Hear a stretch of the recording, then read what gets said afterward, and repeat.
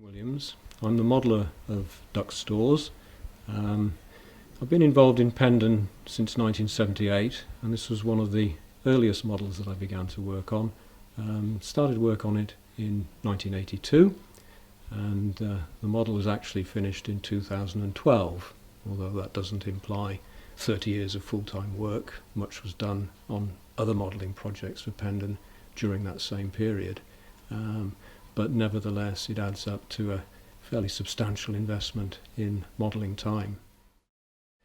The building itself comes from the village of East Hendred, and we chose it for the museum because it's a nice example of a 16th century building. It's a building of some age, but clearly a building that's been added to at different phases of its development, so that it displays a range of architectural styles, and that's something which is attractive, I think, within a building. There's lots of variation in technique, and it makes it an interesting building for the public to look at, and of course it's an interesting building for a modeller to tackle as a project.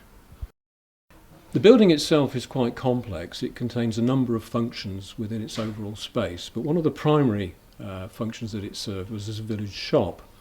Now, throughout the Pendon period it was owned by a number of different people, but we happened upon a lovely atmospheric photograph taken from the early 1920s when the shop was in the ownership of one Robert Duck, and we have this photograph of Duck and his family and possibly shop assistants standing outside Duck's stores, and we felt that that was too good an opportunity to miss, so we've actually copied the shop sign from Robert Duck's period and included it in our model, and that's why the building is called Duck Stores.